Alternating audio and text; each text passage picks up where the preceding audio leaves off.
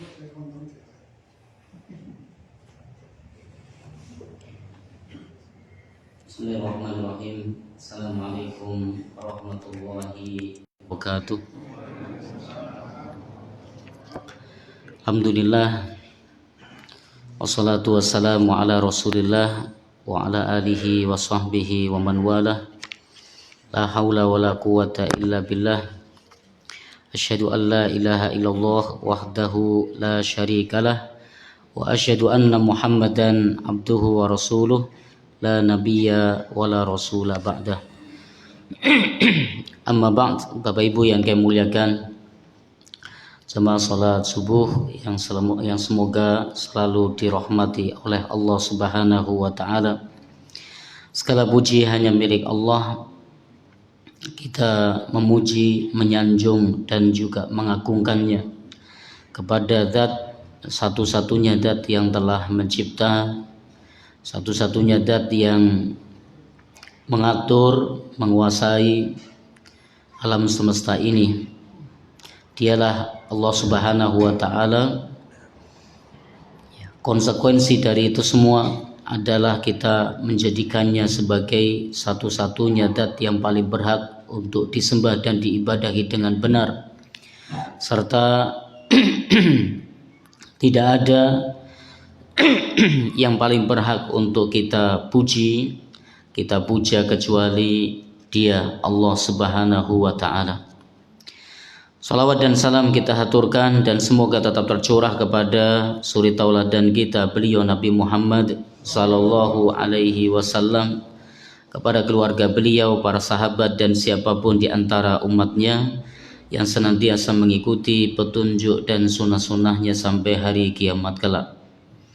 Bapak Ibu yang kami muliakan, alhamdulillah, setelah sekian lama kita tidak berjumpa di forum ini, pada pagi hari ini Allah mudahkan kita untuk kembali bertatap muka untuk melanjutkan kajian kita dalam pembahasan tafsir di Juz Amma. Mari kita baca terlebih dahulu ayat atau surat yang akan kita bahas, yaitu di surat An-Naba. Kami persilakan Bapak Ibu yang bawa mushaf Quran atau yang bawa HP yang ada aplikasi Qurannya, silahkan bisa dibuka di surat An-Naba. Seperti biasa kami baca dan Bapak Ibu sekalian dapat mengikutinya setelah kami. A'udzu billahi minasy syaithanir rajim.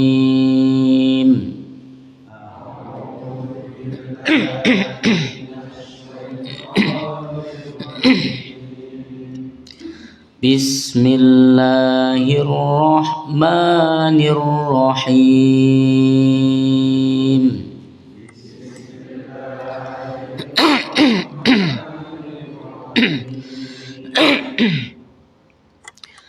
Amma yatasaalun.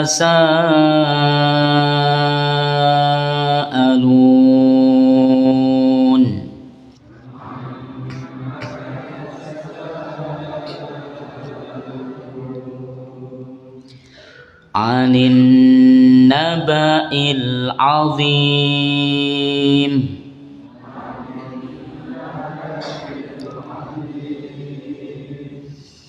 Alladzi hum fihi mukhtalifun.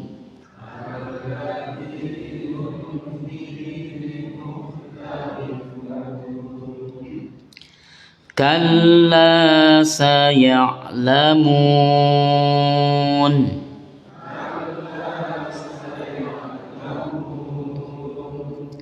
Thumma kalla saya'lamun.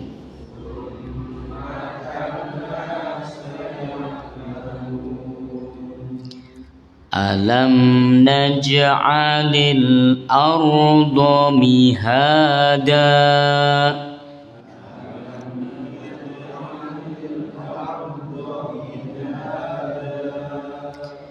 والجبال أوتادا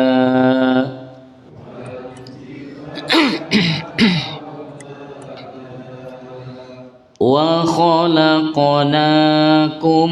أزواجا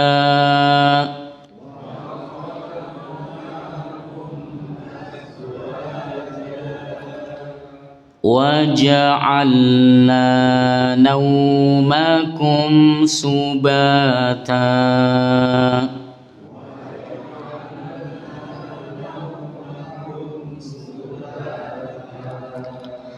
وجعلنا الليل لباسا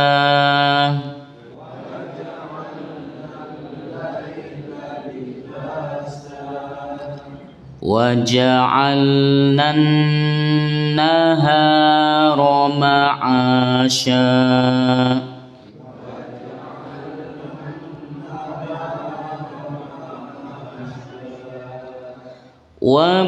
وبنينا فوقكم سبعا شدادا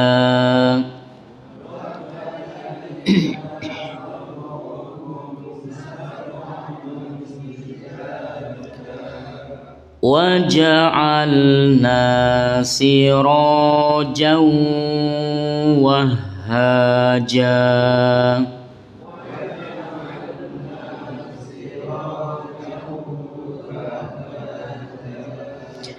وأنزلنا من المعصرات ماء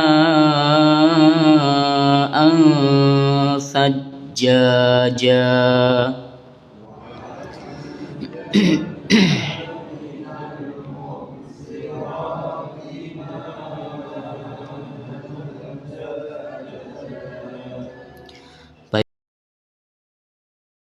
Baik Bapak Ibu, kita terjemahkan pada ayat yang akan kita bahas ya, ini kok ayat yang ke-6. Alam naj'alil arda mihada. Alam, bukankah, naj'ali, kami menjadikan, al-arda, bumi, mihadan, sebagai hamparan, wal jibala, dan gunung-gunung, autadan, sebagai pasak, wa khalaqnakum, dan kami menjadikan kamu, azwajan, berpasang-pasangan, waja'alna, dan kami menjadikan, naumakum, tidurmu, subatan, untuk istirahat. Baik Bapak Ibu sekalian yang kami muliakan, kita akan bahas beberapa ayat pada surat An-Naba. Yang mana surat An-Naba di sini berarti berita yang besar, di mana yang telah kita pelajari bersama tentang awal surat An-Naba. Surat An-Naba ini turun sebelum Nabi SAW hijrah ke kota Madinah, atau yang disebut dengan surat Makkiyah. Surat ini Allah Subhanahu wa Ta'ala turunkan di tengah-tengah orang-orang musyrik Mekah, ya, yang mana mereka kondisinya adalah mereka mengimani bahwa Allah adalah zat yang mencipta, Allah dat yang memiliki alam semesta ini, dan Allah adalah dat yang mengatur.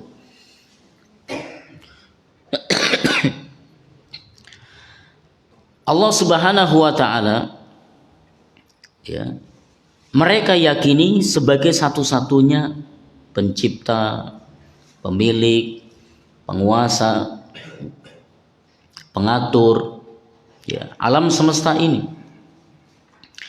Namun mereka tidak mengimani, tidak meyakini bahwa Allah sebagai satu-satunya sesembahan.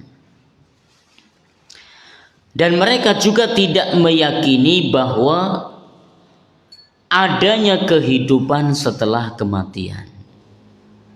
Mereka menganggap mereka itu diciptakan hanya satu kali. Begitu mereka mati, maka tidak ada lagi kehidupan setelahnya. Ini yang mereka yakini. Ya. Padahal dalam Islam, Bapak Ibu sekalian yang kami muliakan, kita mengenal dan kita meyakini bahwa Allah sebagai satu-satunya pencipta, pemilik, pengatur, penguasa, pemelihara alam semesta ini. Konsekuensi dari itu semua adalah Allah sebagai satu-satunya yang berhak disembah dan diibadahi dengan benar. Nah, bagaimana dengan orang-orang musyrik Mekah yang mereka tidak meyakini bahwa Allah itu satu-satunya sesembahan? Mereka itu memiliki banyak sesembahan. Ya, mereka memiliki banyak sesembahan. Buktinya ketika ada seseorang yang ditanya oleh Nabi Shallallahu Alaihi Wasallam. Ya. Nabi SAW bertanya kepada salah seorang dari orang musyrik Mekah, berapa Tuhan yang kau sudah sembah hari ini? Dia menjawab 7. 1 di langit, 6 di bumi. Nah, ini. Jadi mereka punya berhala-berhala yang mereka agungkan, yang mereka sembah. Tapi juga mereka juga menyembah Allah Subhanahu wa taala. Mereka tahu ketika mereka dalam keadaan genting, dalam keadaan kepepet, dalam keadaan, ya, mereka butuh sekali, kepada siapa mereka minta? Kepada Allah. Tuh. Jadi orang musyrik Mekah seperti itu dulu. Ya, meyakini Allah sebagai pencipta, pemelihara, pemilik, pengatur, tapi tidak meyakini sebagai satu-satunya yang berhak disembah. Tapi bukan berarti meninggalkan sesembahan Allah. Mereka menyembah Allah, namun disertai menyembah berhala-berhala. Tapi uniknya juga, ketika kondisi genting, kondisi kepepet, penting, butuh, kepada siapa? Di antara sesembahan-sesembahan yang mereka sembah itu, kepada siapa mereka meminta? Tetap kepada Allah. Abu Jahal itu ketika mau perang Badar, ini kondisi penting. Ini sempat-sempatnya berdoa kepada siapa? Kepada Allah. Ini Bapak sekalian yang kami muliakan. Tapi orang musyrik juga tidak meyakini akan adanya hari kebangkitan setelah kematian. Mereka menganggap setelah mati selesai. Orang mati berarti sudah selesai, sudah riwayatnya. Alias mereka tinggal, ya, di tempat yang tidak ada lagi balasan dari kehidupan sebelumnya, tidak ada lagi siksa. Itu yang mereka yakini. Makanya Allah Subhanahu wa taala ketika menurunkan nabi dan rasulnya di tengah-tengah mereka, lalu membawa kabar-kabar, berita-berita kepada mereka, di antaranya adalah tentang akan adanya kehidupan setelah kematian, kebangkitan setelah kematian. Mereka saling bertanya-tanya. Allah berfirman, amma yatasaalun, tentang apakah mereka saling bertanya-tanya, anin naba'il azim, yaitu tentang perkara yang besar, berita yang besar, yaitu dibangkitkannya manusia setelah kematiannya. Karena mereka ini tidak mau mengimani, tidak meyakini, Allah Subhanahu wa taala menyebutkan dalam ayatnya, kalla saya'lamun, sekali-kali tidak, wahai orang-orang musyrik. Saya'lamun, kelak mereka ini pasti akan mengetahui kalau ternyata hari kebangkitan setelah kematian itu nyata. Adanya kehidupan di alam kubur itu nyata. Adanya pertanyaan-pertanyaan di alam kubur itu nyata. Adanya nikmat dan siksa kubur itu nyata. Allah kembali mengulang, tsumma kalla saya'lamun.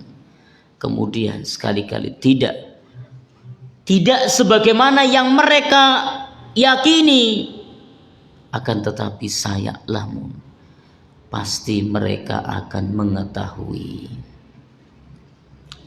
Nah, ini tentang kehidupan setelah kematian, kebangkitan setelah kebinasaan. Lalu Allah Subhanahu wa taala menyebutkan dalam ayat berikutnya, Allah mengingatkan tentang apa? Kenikmatan-kenikmatan dunia. Ini untuk menyadarkan mereka, orang-orang yang tidak meyakini akan adanya kehidupan setelah kematian. Betapa mudahnya bagi Allah menciptakan sesuatu yang ada di bumi ini, bumi yang terhampar, langit yang berdiri tegak tanpa adanya tiang penyangga, gunung yang Allah jadikan sebagai pasak, tidur yang Allah jadikan sebagai saatnya manusia untuk beristirahat, adanya pergantian malam dan siang yang keduanya memiliki fungsi yang berbeda-beda. Itu buat Allah mudah untuk menjadikan itu semua. Apalagi kok sekedar membangkitkan manusia dari kematiannya. Wong dulu asalnya kita nggak ada. Bagi Allah untuk menciptakan kita yang tadinya tidak ada itu amat sangat mudah. Apalagi membangkitkan kembali sesuatu yang sebelumnya sudah ada. Saat manusia mati, kita sebelumnya nggak ada, lalu Allah ciptakan, lalu Allah matikan. Ketika Allah membangkitkannya kembali, sangat mudah. Dan tentu penciptaan manusia itu jauh lebih mudah daripada penciptaan langit dan bumi.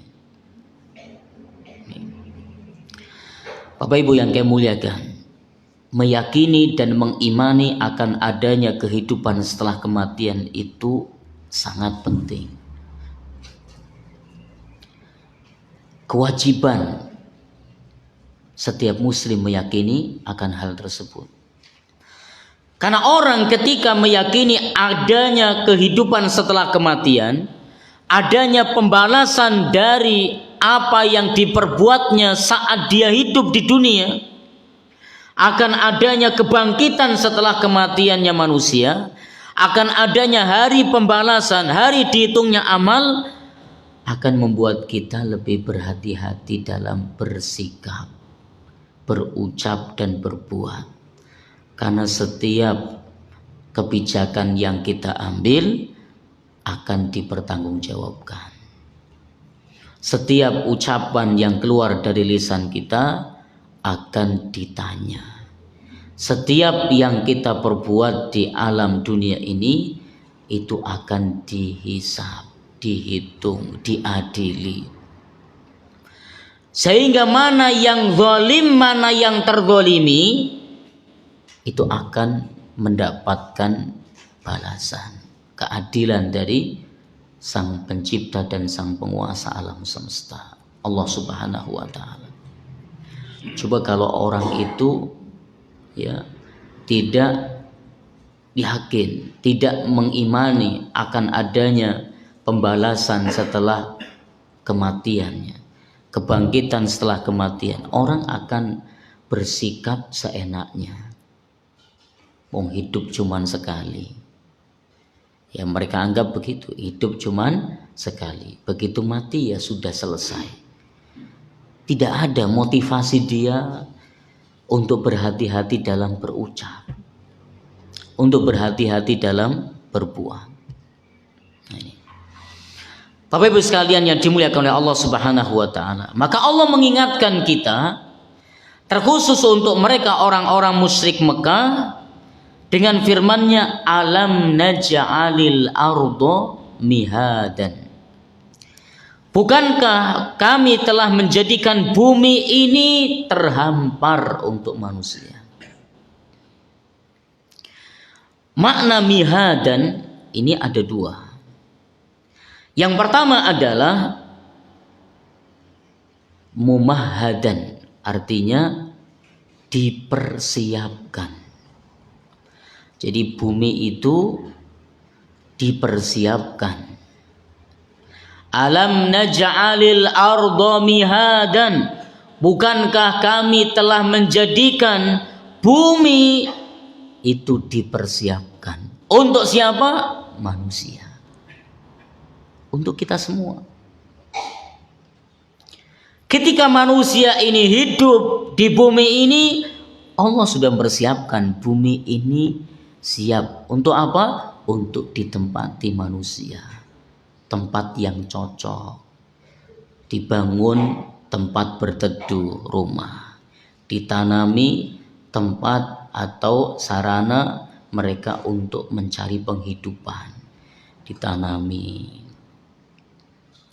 Lalu kemudian hasil dari tanamannya itu dipetik untuk kehidupan manusia. Ini Bapak sekalian yang kami muliakan. Jadi Allah Subhanahu wa taala menjadikan bumi ini dipersiapkan untuk manusia. Ya, dipersiapkan untuk manusia. Segala sesuatunya. Sehingga manusia di bumi ini mudah untuk berteduh, mudah untuk istirahat, mudah untuk mencari penghidupan, amat sangat mudah. Coba kita lihat di sini, ya, depan rumah kita saja, tanah kita tancepin kayu misalnya, ya batang singkong ini tumbuh. Dari tumbuhnya itu bisa kita nikmati daunnya, ya, kemudian hasil artinya dari buahnya. Belum lagi nanti kayunya bisa kita kembangkan lagi, tanam ke tempat yang lain, atau bisa kita jadikan sebagai kayu bakar. Semuanya manfaat.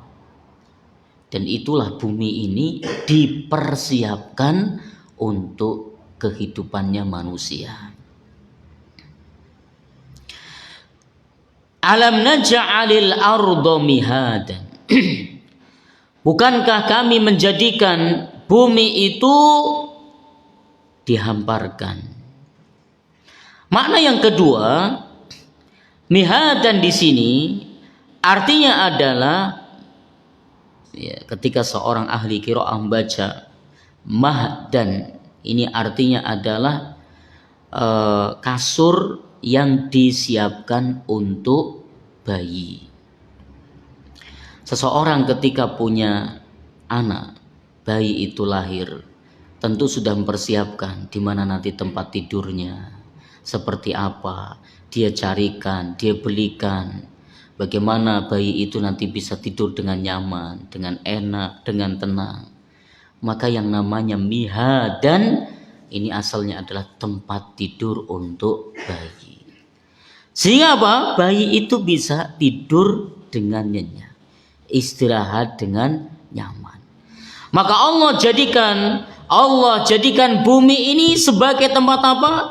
Memang Allah memfasilitasi manusia di bumi ini tempat yang nyaman, yang cocok, sehingga manusia bisa istirahat dengan tenang, bisa mencari penghidupan dengan bebas, dengan sejahtera, dengan leluasa, mengolahnya, dan juga dengan aman.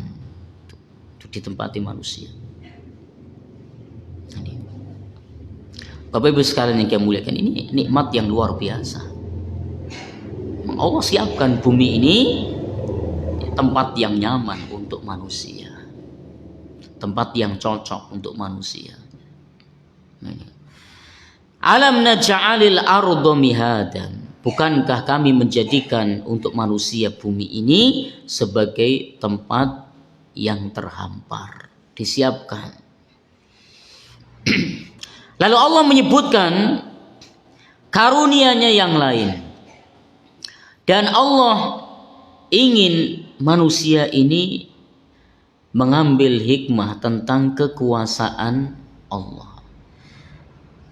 Di mana Allah berfirman, wal jibala autada, dan gunung-gunung sebagai pasak. Autadan ini asal kata dari al-watadu, artinya apa? Pasak. Kita kenal pasak itu kalau dulu zaman kita sekolah, lalu ada kemah. Ketika kita mau buat perkemahan, terlebih dahulu kita masang pasak-pasaknya. Kita tancapkan ke tanah ini, ke bumi ini, dalam-dalam. Hanya sedikit yang keluar, menonjol ke atas permukaan. Lalu kemudian kita ikat. Ya, kadang satu kemah ini ada 4 pasak, kadang juga 6 pasak. Untuk apa fungsinya? Menguatkan. Supaya apa? Kemah itu tidak mudah roboh. Supaya kuat. Supaya kokoh. Supaya berdiri tegak. Itu fungsinya. Nah, Allah menjadikan gunung itu sama fungsinya. Autadan, sebagai pasak. Ya, sebagai pasak. Sekarang Bapak Ibu sekalian yang kami muliakan, kapan tuh Allah menciptakan gunung ini? Allah Subhanahu wa taala menciptakan gunung ini ribuan tahun yang lalu. Ya, ribuan tahun yang lalu. Bahkan mungkin puluhan ribu tahun yang lalu Allah menciptakan ini. Dan Allah mengabarkan fungsi daripada gunung itu kurang lebih 1400 sekian tahun yang lalu Allah kabarkan dalam Al-Quran. Ya, wal jibala autadan, dan Allah menjadikan gunung-gunung ini sebagai pasak. Ketika zaman sekarang orang buat bangunan dengan cara yang makin modern, digali, kemudian ditanam pondasi sebagai penguat bangunan nanti saat dibangun di atasnya. Ya, dengan teknologi modern, dengan alatnya, ya, dan lain sebagainya, semuanya modern. Ya. Mereka hanya ingin mendapatkan bagaimana bangunan itu kuat. Mereka gali dengan dalamnya, mereka tanam di sana, yang memiliki fungsi tidak jauh beda sebagai penguat, pengokoh. Maka kita lihatlah gunung, Bapak sekalian yang kami muliakan. Gunung itu Allah ciptakan menancap ke bawah dan menjulang ke atas. Menancap ke bawah dan menjulang ke atas. Disebutkan gunung itu ketika menancap ke bawah lalu menjulang ke atas, lebih banyak ke bawahnya daripada ke atas. Bahkan dikatakan gunung ini yang nampak di atas permukaan cuman sepertiga. Cuman sepertiga. Itu persis sebagaimana kita masang pasak ketika akan buat kemah.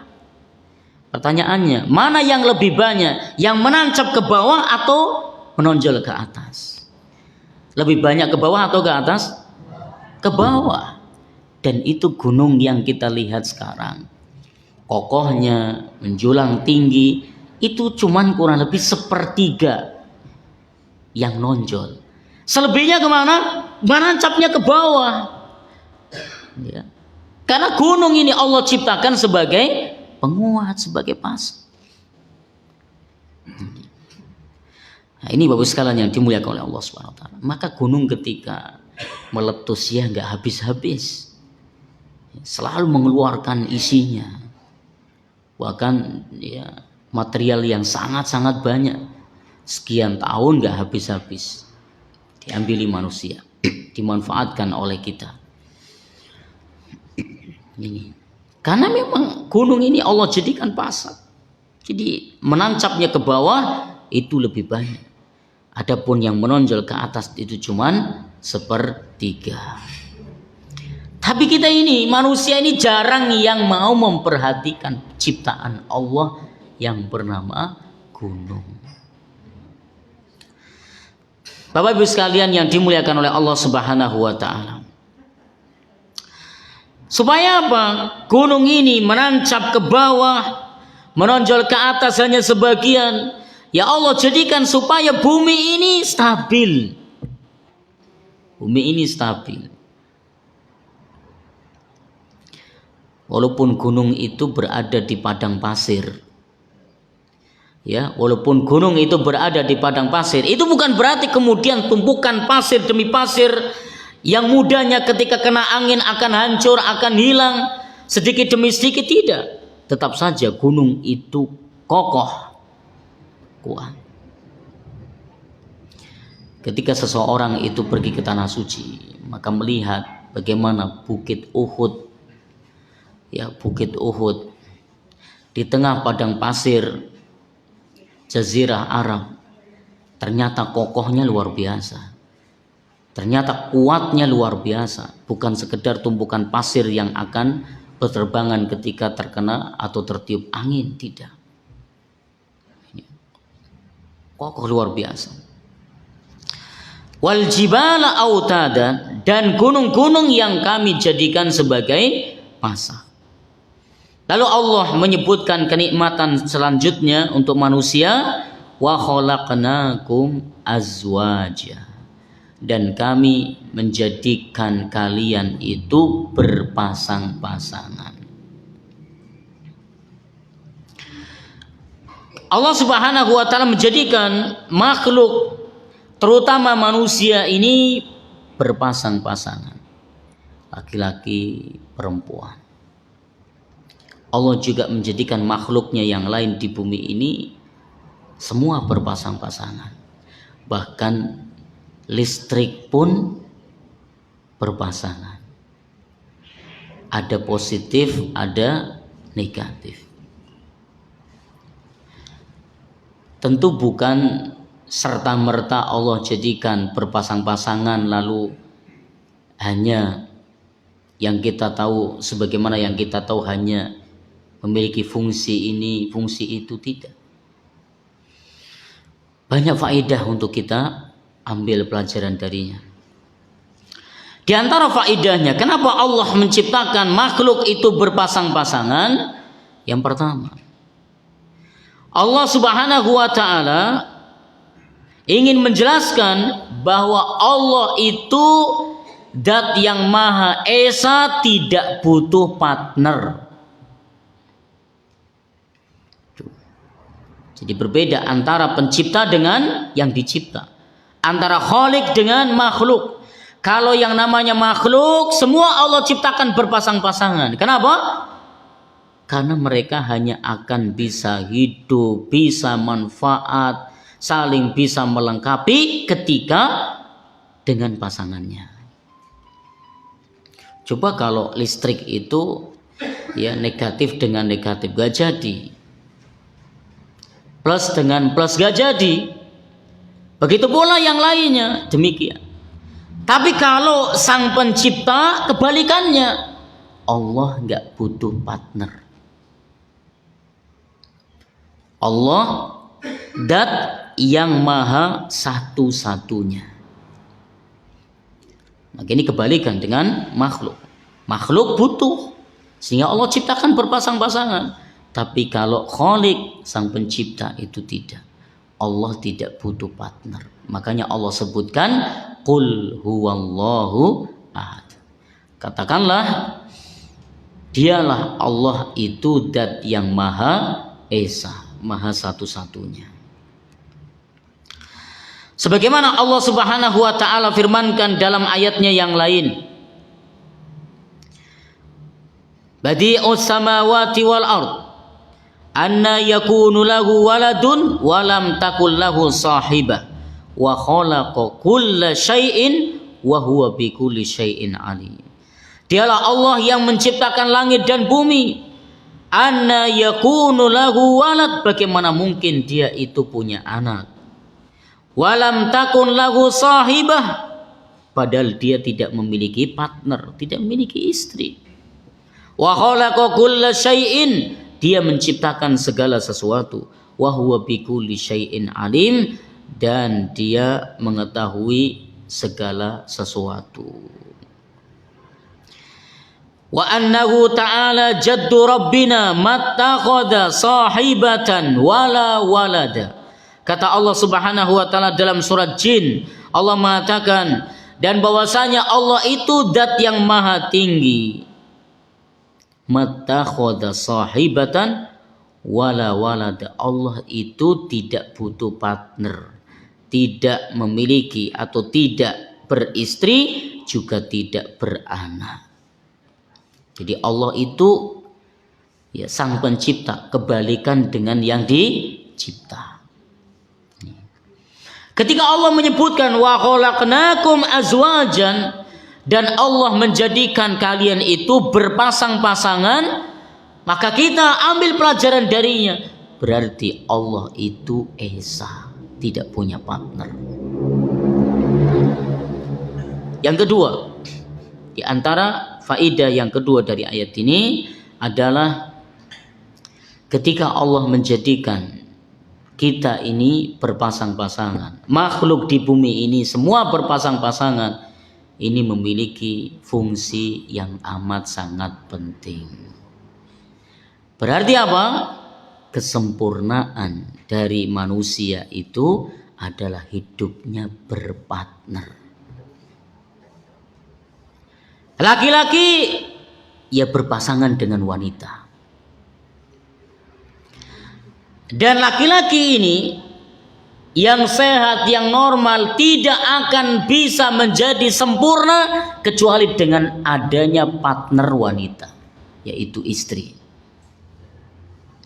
Makanya ya dalam hal ini Allah Subhanahu wa taala sebutkan khusus dalam surat Ar-Rum, Allah menyebutkan wa min ayatihi, dan di antara tanda kekuasaan Allah, tanda kebesaran Allah, an khalaqalakum min anfusikum azwaja, yaitu menjadikannya untuk kalian berpasang-pasangan. Ini berarti apa? Di balik penciptaan manusia itu bersuami dan beristri, itu ada tanda kebesaran Allah yang luar biasa besarnya.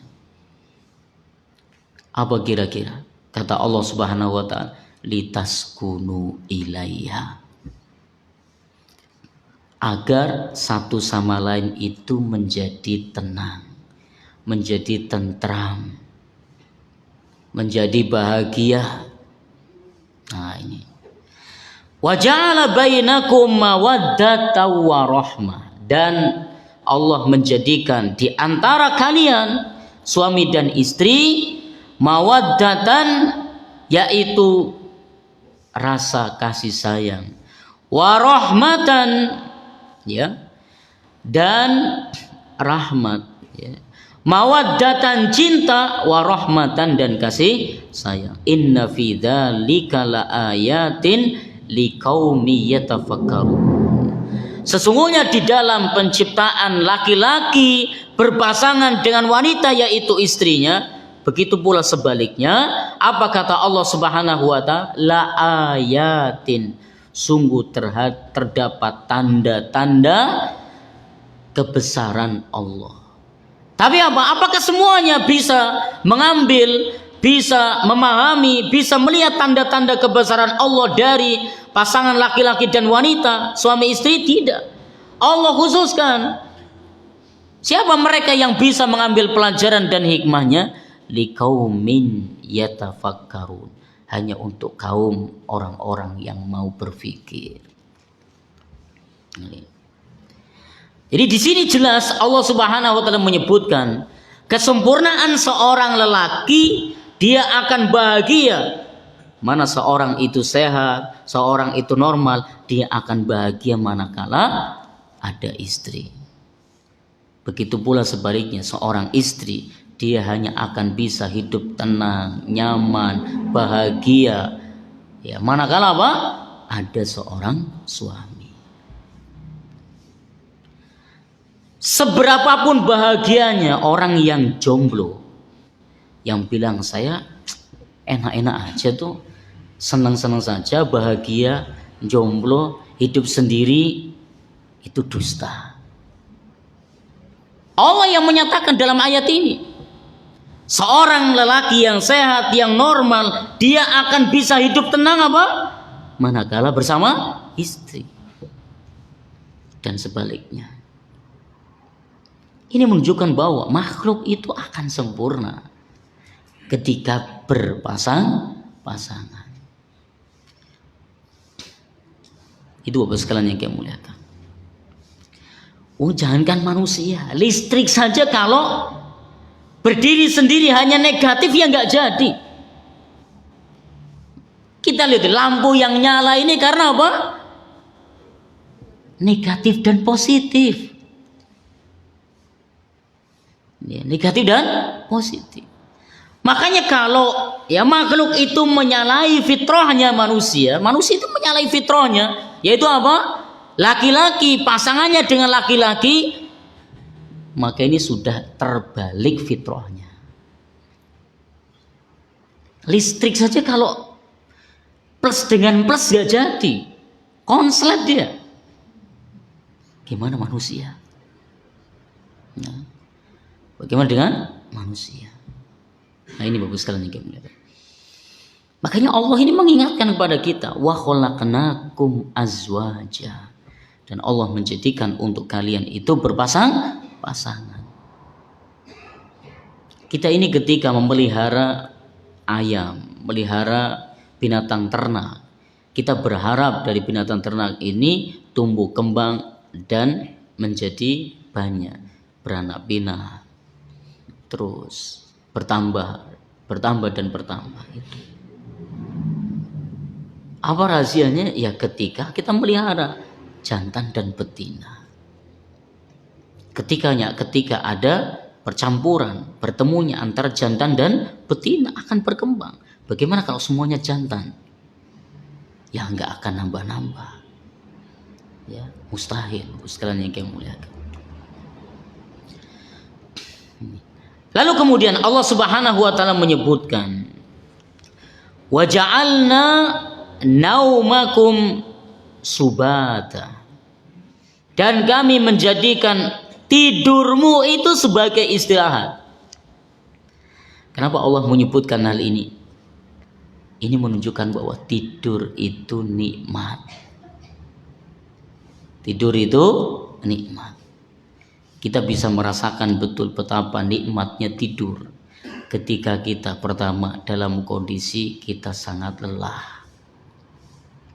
Kok bisa tertidur? Nikmat sekali. Kedua, ketika kondisi kita dipenuhi rasa khawatir, ya, rasa gundah, rasa gelisah, kok kita bisa tidur, kita baru akan tahu bahwa ternyata tidur ini nikmat. Karena rasa gelisah semuanya hilang. Rasa khawatir itu hilang dari diri kita.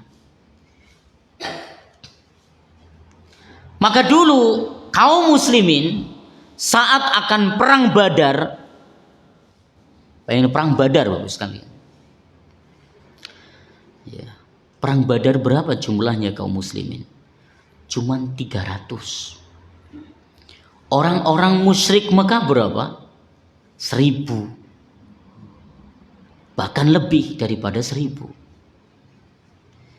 Bandingkan persenjataan mereka bagaimana? Kaum muslimin 300 orang itu datang bukan untuk perang. Bukan untuk perang. Otomatis apa? Tidak membawa persenjataan lengkap. Karena tujuannya cuma menghadang kafilah dagang itu saja. Mengambil hak mereka yang dirampas di kota Mekah. Bukan niatnya untuk perang. Tapi ternyata kondisi berubah. Allah menghendaki lain, apa? Peperangan. Sedangkan orang-orang musyrik Mekah datang dari Mekah 1000 orang yang dipimpin dedengkotnya orang-orang Quraisy Mekah, orang-orang kafir Quraisy Mekah itu dengan persenjataan lengkap. Tuh. Dan mereka tahu, kaum muslimin tahu. Ya, melalui mata-matanya tahu bahwa pasukan kafir Quraisy jumlahnya sekian berangkat menuju ke tanah Badar. Sudah ada gambaran bagaimana nanti kalau peperangan terjadi. Ya, jumlahnya jauh lebih sedikit, ya persenjataannya juga minim, apa adanya. Maka wajar mereka dipenuhi rasa khawatir, rasa gelisah, rasa gundah. Tapi apa? Allah jadikan nikmat untuk mereka. Apa? Malam harinya mereka tertidur. Mereka bisa tidur. Maka tidur ini nyaman. Ini merupakan nikmat. Makanya Allah sebutkan di sini waja'alna naumakum subatan. Tentu orang-orang yang susah tidur. Apa sakit apa namanya itu? Itu orang nggak bisa tidur. Itu luar biasa Bapak sekalian yang kami muliakan. Pernah kami ketika umroh ada jamaah yang punya sakit ini. Begitu beberapa hari di Mekah kambuh, sama sekali nggak bisa tidur. Akhirnya minta kita untuk bantu carikan obat. Di Saudi nggak mudah nyari obat seperti itu. Ya resep dari dokter yang dibawa dari Indonesia tidak serta merta dipercaya, susah. Ya sudah begitu harganya sangat mahal. Kami merasakan mencarinya susah payah. Jadi kita melihat bagaimana si jamaah ini sama sekali nggak bisa tidur.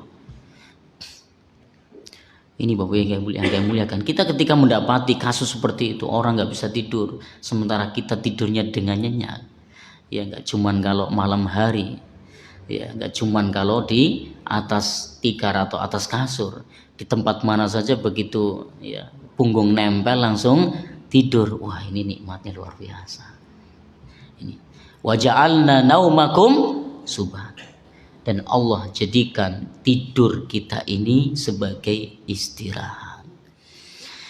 Demikian Bapak Ibu yang kami muliakan, semoga menjadi ilmu yang bermanfaat. Wallahu a'lam bishawab. Mari kita tutup dengan baca doa kafaratul majlis. Subhanakallahumma wa bihamdika asyhadu an la ilaha illa anta astaghfiruka wa atubu ilaik. Assalamualaikum warahmatullahi wabarakatuh.